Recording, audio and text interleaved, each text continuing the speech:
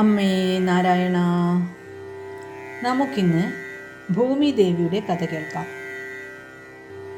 മനുഷ്യർ അധിവസിക്കുന്ന മൃണ്മയമായ പിണ്ഡമാണ് ഭൂമി. അങ്ങനെയുള്ള ഭൂമിയുടെ അധിഷ്ഠാന ദേവതയാണ് ഭൂമിദേവി. ബ്രഹ്മാവിൻ്റെ പുത്രിമാരിൽ ഒരാളാണ് ഭൂമിദേവി എന്നും മഹാവിഷ്ണു അവളെ ഭാര്യയാക്കിയെന്നും പുരാണത്തിൽ പറയുന്നുണ്ട്. ഭൂമിദേവിയുടെ ഇരിപ്പിടമായ ഭൂമിയുടെ ഉത്ഭവത്തെപ്പറ്റി പല കഥകൾ പ്രചാരത്തിലുണ്ട്. അതിൽ ആദ്യത്തെ കഥ ഏതാണെന്ന് നോക്കാം. ആദിയിൽ ലോകം ജലമയമായിരുന്നു. സൃഷ്ടിക്ക് ഒരു തലം വേണം.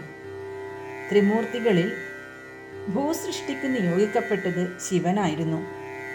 അദ്ദേഹം തൻ്റെ തുടകീറി ഒരു തുള്ളി ചോര വെള്ളത്തിൽ വീഴ്ത്തി. ക്രമേണ അതൊരു അണ്ഡമായി തീർന്നു. ശിവൻ ആ അണ്ഡത്തെ ഭേദിച്ച് ഒരു പുരുഷനെ പുറത്തേക്ക് വിട്ടു. പ്രപഞ്ച സൃഷ്ടിക്കു വേണ്ടി അയാളിൽ നിന്ന് പ്രകൃതിയെയും സൃഷ്ടിച്ചു. സമസ്ത സൃഷ്ടികൾക്കും കാരണമായ പുരുഷനും പ്രകൃതിയും ഇപ്രകാരമാണ് ഉണ്ടായത്. ശിവൻ ഭേദിച്ച അണ്ഡത്തിൻ്റെ ഒരു മുറി ആകാശവും മറ്റേ മുറി ഭൂമിയുമായി തീർന്നതായി കഥാസരിത് സാഗരത്തിൽ കാണുന്നു. ഇനി രണ്ടാമത്തെ കഥ നോക്കാം. പ്രളയകാലത്ത് എങ്ങും വ്യാപിച്ചിരുന്ന ജലപ്പരപ്പിൽ മഹാവിഷ്ണു ശയിച്ചിരുന്നു. പിന്നീട് വിഷ്ണുവിൻ്റെ നാഭിയിൽ നിന്ന് ഒരു താമര ഉണ്ടാവുകയും അതിൻ്റെ അഗ്രത്ത് ബ്രഹ്മാവ് ജനിക്കുകയും ചെയ്തു. ഈ സമയത്ത് വിഷ്ണുവിൻ്റെ ഇരു കർണങ്ങളിലെയും കർണമലങ്ങളിൽ നിന്ന് മധുവെന്നും കൈഡഭനെന്നും പേരായ രണ്ട് അസുരന്മാരും ജനിച്ചു. ഈ അസുരന്മാർ ബ്രഹ്മാവിനെ പീഡിപ്പിക്കാൻ തുടങ്ങി. വിഷ്ണു നിദ്രവിട്ട് എഴുന്നേറ്റ് അസുരന്മാരെ വധിച്ചു. മധു കൈഡഭന്മാരുടെ കൊഴുത്ത മേധസ് ഘനീഭവിച്ചുണ്ടായതാണ് ഭൂമി. ഭൂമിക്ക് മേദിനി എന്നും പേരുണ്ടായത് ഇക്കാരണത്താലാണ്. ഇനി മൂന്നാമത്തെ കഥ. ആദിയിൽ എങ്ങും ജലമയമായിരുന്നു. മഹാവിരാട് പുരുഷനായ വിഷ്ണു ജലപ്പരപ്പിൽ ശയിച്ചിരുന്നു. അദ്ദേഹത്തിൻ്റെ ഓരോ രോമകൂപത്തിലും ഓരോ ബ്രഹ്മാണ്ഡം സ്ഥിതി ചെയ്തിരുന്നു. ആദ്യം അവയ്ക്ക് മനസ്സുണ്ടായി. അതിൽ നിന്ന് പിന്നീട് പഞ്ചമഹാഭൂതങ്ങളും ഉണ്ടായി. പിന്നെയും കാലം പോകെ മഹാപൃഥ്വി എന്ന ഭൂതമുണ്ടായി. അത് അനേകം കഷ്ണങ്ങളായി ഖണ്ഡിക്കപ്പെട്ട് ഓരോ രോമകൂപത്തിലും അവരോധിക്കപ്പെട്ടു. ഈ പൃഥ്വി ഖണ്ഡങ്ങളെല്ലാമാണ് സൃഷ്ടികാലത്ത് ഭൂമിയായി മാറിയത്. ഭൂമിദേവിക്ക് വിഷ്ണു ഭഗവാന്റെ പത്നിപദം കിട്ടിയത് എങ്ങനെ നോക്കാം. ഭൂമിദേവി മഹാവിഷ്ണുവിൻ്റെ പത്നിയായാണ് അറിയപ്പെടുന്നത്. വരാഹാവതാരം നടത്തി മഹാവിഷ്ണു ലോകരക്ഷ ചെയ്യുന്ന കാലം ഹിരണ്യാക്ഷൻ എന്ന അസുരൻ ഭൂമിയെ പിടികൂടി ജലത്തിനുള്ളിൽ മറഞ്ഞു. ഉടൻ തന്നെ മഹാവിഷ്ണു വരാഹരൂപത്തിൽ ജലപ്പരപ്പിൽ മറയുകയും ഭൂമിയെ തൻ്റെ കൊമ്പുകളിൽ കയറ്റി ഉയർത്തിക്കൊണ്ടുവരികയും ചെയ്തു. വെള്ളത്തിന് മുകളിലെത്തി സുരക്ഷിതയായപ്പോൾ നന്ദി കൊണ്ട് ശിരസ് നമിച്ച് തൊഴുതുനിന്ന ദേവിയെ കണ്ടപ്പോൾ മഹാവിഷ്ണുവിൻ്റെ മനസ്സിളകി. അദ്ദേഹം അവളെ ഭാര്യയാക്കി. ഒരു ദേവവർഷക്കാലം മുഴുവൻ അവളോടൊപ്പം കഴിഞ്ഞു. അങ്ങനെ വിഷ്ണുവിൻ്റെ പത്നിപദ ലബ്ധിയിൽ ഭൂമിദേവി സംതൃപ്തിയായി. അവരുടെ ദാമ്പത്യ ജീവിതത്തിൽ ജനിച്ച മകനാണ് മംഗലൻ അഥവാ ചൊവ്വ. മംഗലൻ്റെ ജനനശേഷം വിഷ്ണുദേവൻ്റെ കൽപ്പനപ്രകാരം എല്ലാവരും ഭൂമിദേവിയെ പൂജിക്കാൻ തുടങ്ങി. ഇനി നരകാസുരൻ്റെ ജനനം. ഒരിക്കൽ ഹിരണ്യാക്ഷൻ എന്നൊരു ശക്തിമാനായ അസുരനുണ്ടായിരുന്നു. അയാൾ കരയിലും കടലിലും നടന്ന് കേളികളാടി വിനോദിച്ചു.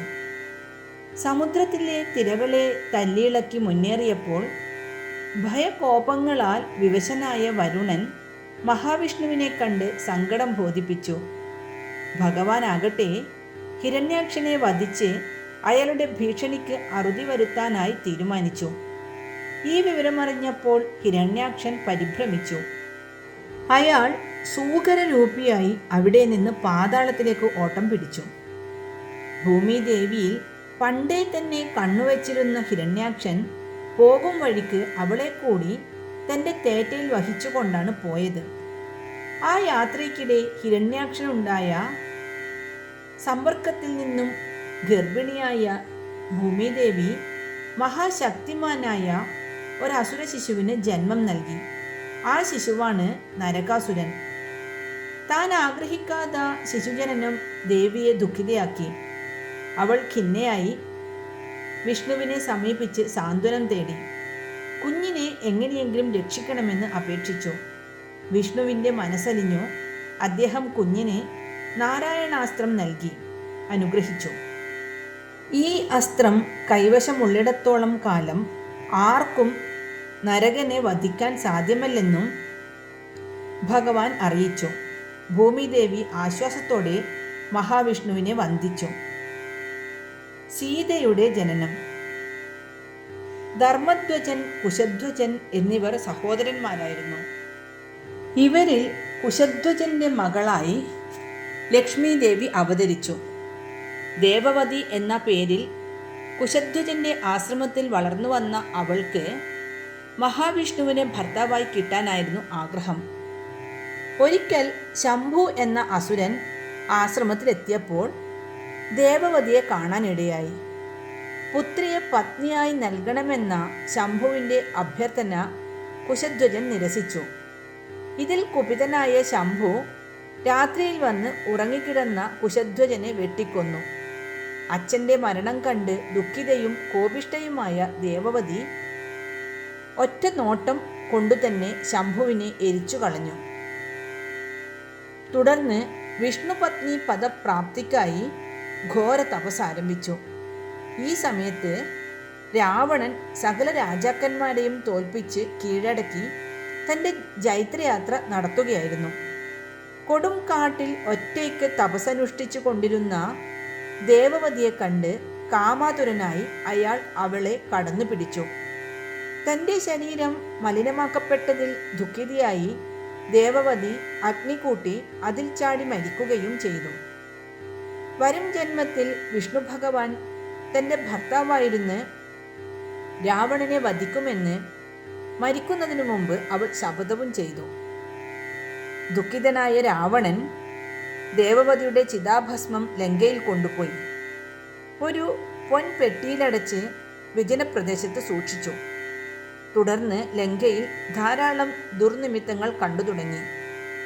ഇതിനെല്ലാം കാരണം ഈ ചിതാഭസ്മ പേടകമാണെന്നും അതിനെ ലങ്കയിൽ നിന്ന് പുറത്തു കൊണ്ടുപോയി കളയണമെന്നും നാരദൻ രാവണനെ ഉപദേശിച്ചു.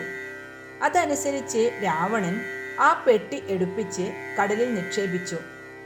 അത് തിരമാലകളിൽപ്പെട്ട് നീങ്ങി നീങ്ങി ഭാരതഭൂമിയുടെ തീരത്തെത്തി. കള്ളന്മാർ അത് അപഹരിച്ച് വടക്കോട്ട് കൊണ്ടുപോയി കാട്ടിൽ ഒളിച്ചു വെച്ചു. അങ്ങനെ ഒടുവിൽ ചിതാഭസ്മ പേടകം മിഥില രാജ്യത്തുള്ള ഒരു നദീതടത്തിലാണ് വന്നുപെട്ടത്. ജനക മഹാരാജാവ് യാഗസ്ഥലമായി തിരഞ്ഞെടുക്കപ്പെട്ടത് ഈ സ്ഥലമാണ്. ആ പുണ്യസ്ഥലത്തിരുന്ന് ദേവവതി ഭസ്മം ദേഹരൂപം പ്രാപിച്ച് ഒരു ശിശുവായി തീർന്നു. ജനകന് യാഗത്തറ ഉഴുതപ്പോൾ ഈ സ്വർണ്ണപ്പെട്ടി ലഭിച്ചു. അതിനകത്തുനിന്ന് അതിലിരുന്ന ശിശുവിനെയും ലഭിച്ചു. സിതയിൽ നിന്ന്, അതായത് ഉഴവുചാലിൽ നിന്ന് ലഭിച്ച ശിശുവിനെ സീത എന്ന് വിളിച്ചു. ഭൂമിപുത്രിയായി വാഴ്ത്തപ്പെടുന്ന സീത ഇതിഹാസ കാവ്യത്തിലെ എല്ലാ അർത്ഥത്തിലും മണ്ണിൻ്റെ മണമുള്ള കഥാപാത്രമാണ്. ശ്രീരാമനാൽ പരിത്യക്തിയായി മനസ്സിടിഞ്ഞ് വിലപിക്കുന്ന സീതയെ സ്വീകരിക്കുന്നതും ഭൂമിദേവി തന്നെയാണ്. അവതാരോദ്ദേശം പൂർത്തിയായ ഘട്ടത്തിൽ സീതയ്ക്ക് മണ്ണിലേക്ക് തന്നെ മടങ്ങിപ്പോകേണ്ടതായിട്ടുണ്ടായിരുന്നു. അപ്പോൾ മാതാവായ ഭൂമിദേവി തൻ്റെ ദൃശ്യരൂപമായ ഭൂമിയെ രണ്ടായി പിളർത്തിയാണ് മകളെ ഉള്ളിലേക്ക് സ്വീകരിക്കുന്നത്. ഇനി ഭൂമിദേവി പ്രഹ്ലാദനെ രക്ഷിച്ച കഥ. അസുര ചക്രവർത്തിയായ ഹിരണ്യാക്ഷൻ്റെ ഭാര്യയായും ഭൂമിദേവി കഴിഞ്ഞുകൂടിയിട്ടുണ്ട്. ഹിരണ്യാക്ഷൻ്റെ സഹോദരനാണ് ഹിരണ്യകശിപു. സ്വയം ദൈവമെന്നു കരുതിയിരുന്ന ഹിരണ്യകശിപു രാജ്യത്ത് തന്നെ മാത്രമേ ആരാധിക്കാവൂ എന്ന് ശഠിച്ചിരുന്നു. എന്നാൽ അദ്ദേഹത്തിൻ്റെ പുത്രനായിരുന്ന പ്രഹ്ലാദൻ വിഷ്ണുഭക്തനായിരുന്നു. പുത്രൻ്റെ വിഷ്ണുഭക്തി പിതാവിന് തീരെ രസിച്ചില്ല. പ്രഹ്ലാദൻ്റെ മനസ്സു മാറ്റാൻ ഹിരണ്യകശിപു പല മാർഗങ്ങളും തേടി. ഒന്നും വിജയിക്കാഞ്ഞതിനാൽ രാജാവിന് ദേഷ്യമായി. അദ്ദേഹം പ്രഹ്ലാദനെ കൊന്നുകളയാൻ കൽപ്പനയായി. അതിനായി ഉയർന്ന ഒരു സവിധത്തിൽ നിന്ന് അവനെ താഴേക്കെറിഞ്ഞു. ആ ഘട്ടത്തിൽ ഭൂമിദേവി അവിടെ പ്രത്യക്ഷയായി പ്രഹ്ലാദനെ തൻ്റെ കരങ്ങളിൽ താങ്ങി. വിഷ്ണുഭക്തരിൽ പ്രത്യേക പ്രസാദമുള്ളവളാണ് ഭൂമിദേവി എന്നതിന് ഉത്തമ ഉദാഹരണമാണ് ഈ കഥ. പൃഥു ഭൂമിയെ കറന്ന കഥ. വേനൻ എന്ന രാജാവ് രാജ്യത്ത് വൈഷ്ണവയജ്ഞവും യാഗകർമ്മവും നിഷേധിച്ച് ധിക്കാരിയായി കഴിഞ്ഞുകൂടുന്ന കാലം. രാജാവിൻ്റെ ദൈവനിഷേധവും അധർമ്മവും അസഹ്യമായപ്പോൾ മഹർഷിമാർ സംഘടിച്ച് അദ്ദേഹത്തെ വധിച്ചു. ജനങ്ങളെ അരാജകത്വത്തിൽ നിന്ന് രക്ഷിക്കാനായി വേനൻ്റെ വലതുകൈ കടഞ്ഞ് പ്രതാപശാലിയും സൂര്യശോഭയുള്ളവനുമായ പൃഥു എന്ന പുത്രനെ ജനിപ്പിച്ചു. പൃഥുവിൻ്റെ ജനന സമയത്ത് ഉത്കൃഷ്ടമായ അജഗവം എന്ന വില്ലും ദിവ്യങ്ങളായ ശരങ്ങളും കവചവും ആകാശത്തു നിന്നും പൊഴിഞ്ഞു. സകല ജനത്തിനും അത്യന്തം സന്തോഷമായി. ദേവന്മാരും ബ്രഹ്മാവും നേരിട്ടെത്തി പൃഥുവിനെ ചക്രവർത്തിയായി അഭിഷേകം ചെയ്തു. പൃഥുവിൻ്റെ സദ്ഭരണം ലഭിച്ചിട്ടും അരാജകത്വം ഉണ്ടായ ഇടക്കാലത്ത് സസ്യലതാദികളെല്ലാം നശിച്ചു പോയിരുന്നതുകൊണ്ട് ജനങ്ങൾ വിശന്നു വലയുകയായിരുന്നു. അവരുടെ കഷ്ടതകൾ കണ്ട് മനസ്സലിഞ്ഞ ചക്രവർത്തി അവരെ അടുത്തു വിളിച്ച് വിവരം ചോദിച്ചറിഞ്ഞു. രാജാവില്ലാതിരുന്ന കാലത്ത് സകല സസ്യങ്ങളെയും ഭൂമി തൻ്റെ ഉള്ളിലേക്ക് വലിച്ചു കളഞ്ഞതാണ് ജനങ്ങളുടെ കഷ്ടപ്പാടിന് കാരണമായതെന്ന് അദ്ദേഹം മനസ്സിലാക്കി. ഭൂമിയിൽ സസ്യലതാദികൾ സൃഷ്ടിച്ചു തരണമെന്ന ജനങ്ങളുടെ അഭ്യർത്ഥന സാധിച്ചു കൊടുക്കാമെന്ന് അദ്ദേഹം വാക്കുകൊടുത്തു. തുടർന്ന് തൻ്റെ ദിവ്യായുധങ്ങളുമെടുത്ത് അദ്ദേഹം ഭൂമിദേവിയെ നേരിടാൻ ഒരുങ്ങി. ഭൂമിദേവി ആകട്ടെ ഒരു ഗോവിൻ്റെ രൂപം ധരിച്ച് പേടിച്ചോടാനും തുടങ്ങി. പാതാളലോകത്തും ബ്രഹ്മലോകത്തും സത്യലോകത്തുമെല്ലാം ഭൂമിദേവി പോയി ഒളിക്കാൻ ശ്രമിച്ചെങ്കിലും പൃഥു അവിടെയെല്ലാം എത്തി അവളെ ആക്രമിക്കാൻ അടുത്തു. ഒടുവിൽ ഗത്യന്തരമില്ലാതെ ഭൂമിദേവി ശക്തനായ പൃഥുവിനെ തന്നെ ശരണം പ്രാപിച്ച് ഇപ്രകാരം പറഞ്ഞു: അങ്ങ് എന്തിനാണിങ്ങനെ എന്നെ പീഡിപ്പിക്കുന്നത്? സ്ത്രീവധം പാപമാണെന്ന് അങ്ങേക്കറിയാവുന്നതാണല്ലോ. അറിഞ്ഞുകൊണ്ട് മഹാപാപത്തിനൊരുങ്ങുന്നതെന്തിനാണ്? ഭൂമിദേവിയുടെ ഈ വിധമുള്ള വാക്കുകൾ രാജാവ് വ്യക്തമായ മറുപടി തന്നെ നൽകി. ദുഷ്കൃത്യം ചെയ്യുന്നവരെ വധിക്കുന്നത് പാപമല്ല, മറിച്ച് പുണ്യമാണ് നൽകുന്നതെന്നും താൻ ലക്ഷ്യം നേടിയേ പിന്തിരിയൂ എന്നും അദ്ദേഹം അറിയിച്ചു. ഒടുവിൽ താൻ ഉള്ളിലേക്ക് വലിച്ചെടുത്ത സസ്യജാലങ്ങളെ ക്ഷീരരൂപത്തിൽ തിരികെ നൽകാമെന്ന് ഭൂമിദേവിക്ക് സമ്മതിക്കേണ്ടി വന്നു. പ്രജാക്ഷേമ തൽപരനായ പൃഥുവിനു മുമ്പിൽ ഭൂമിദേവി ഒരു പശുവായി നിന്നുകൊടുത്തു. പൃഥുവാകട്ടെ ഭൂമിയിൽ നിന്ന് അപ്രത്യക്ഷമായ സസ്യങ്ങളെയും ലതകളെയും ആ ധേനുവിൽ നിന്നും കറന്നെടുത്ത് തൻ്റെ കടമ നിർവഹിച്ചു. ഈ പൃഥുവിൻ്റെ വിജയത്തെ മുൻനിർത്തിയാണ് ഭൂമിക്ക് പൃഥ്വി എന്ന പേര് വന്നത്. ഭൂമിക്ക് പാർവതി ശാപം കിട്ടിയ കഥ. ഒരിക്കൽ ഹിമാലയ സാനുക്കളിൽ പാർവതിയും ശ്രീ പരമേശ്വരനും സ്വൈരവിഹാരം നടത്തുകയായിരുന്നു.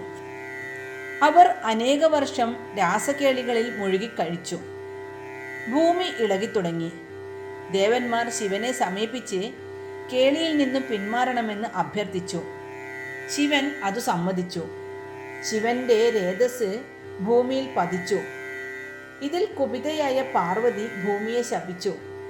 അല്ലയോ ഭൂമിദേവി, നീ പല രൂപമുള്ളവളും പലരുടെ ഭാര്യയുമായി തീരും. എൻ്റെ പുത്രജന്മത്തെ നീ തടഞ്ഞതിനാൽ മേലാൽ നിനക്ക് പുത്രന്മാരുണ്ടാകാതിരിക്കട്ടെ. ശാപഗ്രസ്തയായ ഭൂമിദേവി വിഷ്ണുവിൻ്റെ പത്നീപദം നഷ്ടപ്പെട്ട് പലർക്കും ഭാര്യയായി. എങ്കിലും ലക്ഷ്മി ദേവിയുടെ അംശാവതാരമായതിനാൽ പതിവായി വരുന്നയാളും വിഷ്ണുവിൻ്റെ തന്നെ അംശാവതാരങ്ങളായിരുന്നു എന്നും ചൂണ്ടിക്കാണിക്കപ്പെടുന്നു. ഹരേ കൃഷ്ണ.